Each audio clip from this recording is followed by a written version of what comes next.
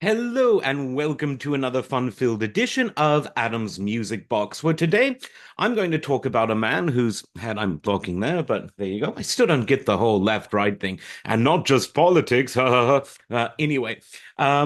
Bond was a really interesting musician and a sadly troubled man.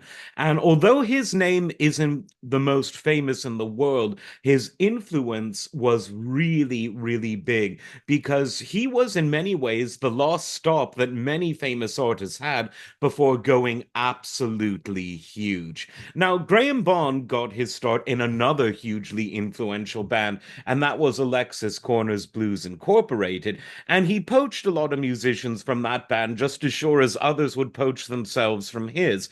The main people that he did poach from the Alexis Corner band were Ginger Baker, the drummer, Jack Bruce, the bassist, vocalist, sometimes cellist, and John McLaughlin, the great guitarist. And it was that quartet that formed the original Graham Bond organization. Organization because in addition to playing saxophone, he also played the Hammond organ. Now, we don't have much in the way of recordings with John McLaughlin in the band, but though he left rather early on, he was replaced by a wonderful saxophonist, a real innovator called Dick Hextall Smith, who went on to co-found Colosseum, a great jazz fusion band, who, if you're not familiar with them, I really advise you to check them out. And this freed up Graham to really concentrate mostly on vocals and Hammond organ. And they recorded two albums, which, although not, the best sellers of all time, were cult classics from day one, but also hugely, hugely influential. And they were both out in 65. One was called There's a Bond Between Us, get it? Because his name was Bond, Graham Bond. And then the other was called The Sound of 65. Now, of course, Ginger and Jack, although they hated each other and were quite violent towards one another, they ended up joining Eric Clapton to join Cream. That led to the arrival of a great drummer, John Heisman, into the band, who later went away with Dick Hextall Smith to form the first lineup of Colosseum. Now, Graham continued to do session work and he continued to release a lot of other solo albums, not under the organization name, but under his.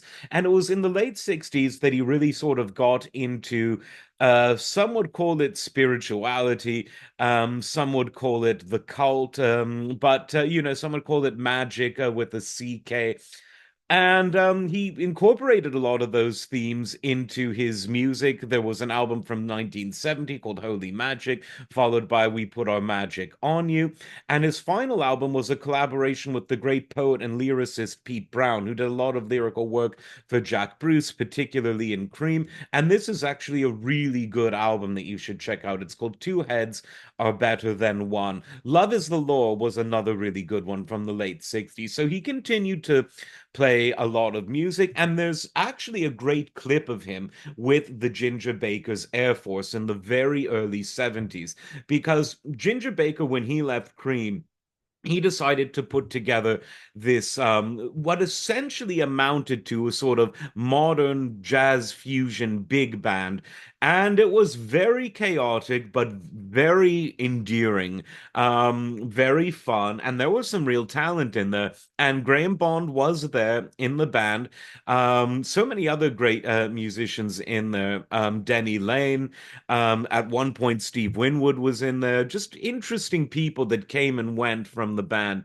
But there's a really cool performance when Graham was in the band from Beat Club, the wonderful West German TV show, who preserved their archives pretty much completely so that all of their shows you can see. A lot of TV stations in those days would actually erase their tape. They thought, well, we're going to be very, cost conscious. Rather than buy new tape, we'll just record over it. And music and comedy were seen as expendable, drama and news less so. And so a lot of stuff, a lot of great performances were just wiped because they reused the tape. Not so with Beat Club. They kept all of their archives meticulously, and they put it over the last few years. They put just about all of them on YouTube. So definitely check out the Ginger Baker's Air Force performance on Beat Club, and you can get a big dose of Graham Bond. Now, as I said, he was a very troubled man. throughout much of his life, and he ended up jumping in front of a train in 74. And that was that. But the legacy he leaves is a really interesting one.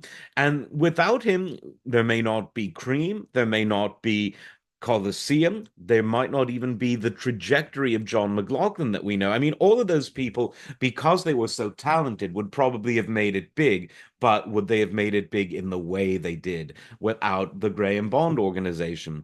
Who knows? Listen to the music. If you've never heard it before, and it's somewhat rare these days, definitely check it out. I think you may like it.